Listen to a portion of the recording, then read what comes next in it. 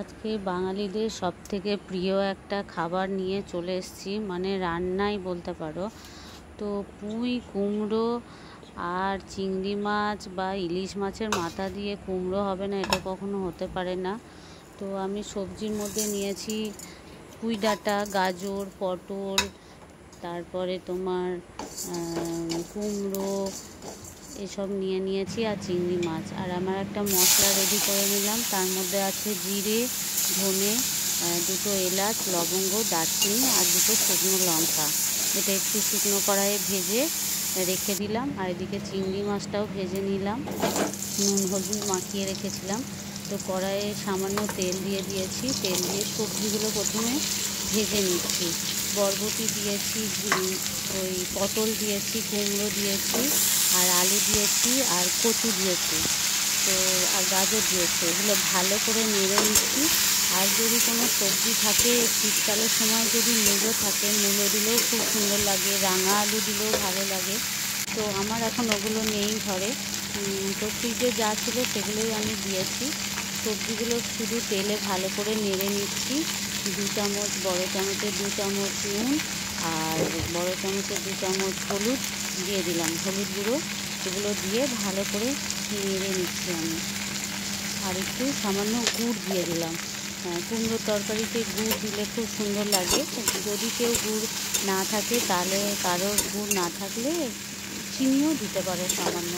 আর মনে করো অনেকের তো সুগার থাকে, মিষ্টিটাকে অ্যাভয়েড করে, তাতে কোনো অসুবিধা নেই। কুমড়োতে এমনি মিষ্টি আছে, তো মিষ্টি না দিলেও চলবে। ভালো করে আমি ওগুলো আগে সবজিগুলো নেড়ে নিয়েছি, তারপরে পুঁই ডাঁটাটা দিয়ে দিলাম। কারণ পুঁই ডাঁটাটা প্রথমে দিয়ে দিলে কী বলো তো, পুঁই ডাঁটার যে একটা সুন্দর গন্ধ আসে তরকারিতে, সেটা চলে যাবে।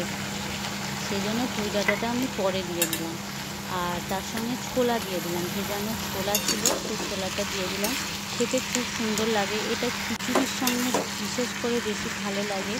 যদি কেউ মাছটা দিতে না চাও, শুধু এরকমভাবেও করে নিতে পারো। তো এটাকে আমি শুধু জল টল কিছুই দেব না, চাপা দিয়ে দিয়ে রান্নাটা করব, ঢাকা চাপা দিয়ে দিয়ে। দেখো ঢাকাটা খুলে বারবার করে নেড়ে দিতে হবে। শুধু এমনিই শাকে জল বেরোবে, পুঁই ডাঁটাতে জল বেরোবে, নুন যেহেতু দিয়েছি। তো এই দেখো ঢাকা দিয়ে দিয়ে আমি শুধু সিদ্ধ করে নিয়েছি। সুন্দর সিদ্ধ হয়ে গেছে আমার। গ্যাসটা একদম সিম করে রাখবে, আস্তে আস্তে একটু টাইম লাগবে। তো আমার এটা সিদ্ধ হয়ে গেছে। তো আমি একটু সামান্য শুকনো কড়াই বাদাম ভেজে নিচ্ছি। বাদামটা একটু ছড়িয়ে দিলে খেতে খুব সুন্দর লাগে।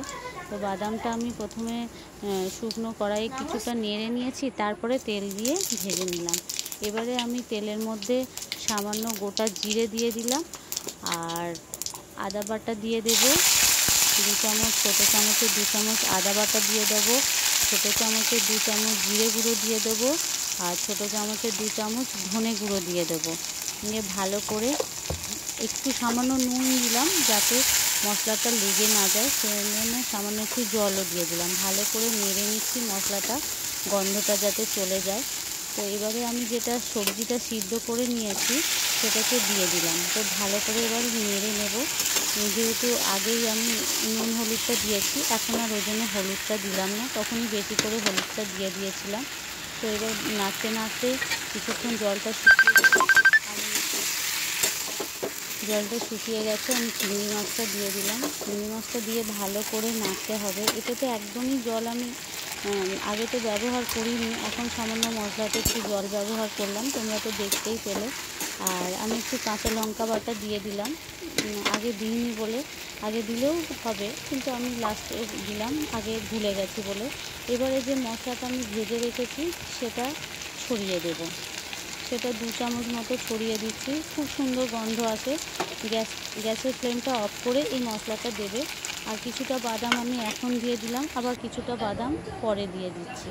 দেখো খুব সুন্দর খেতেও হয় আর দেখতেও দারুণ হয়। এটা খিচুড়ি বা গরম ভাতের সঙ্গে ডাল দিয়ে মাখিয়ে খেতে দারুণ লাগে।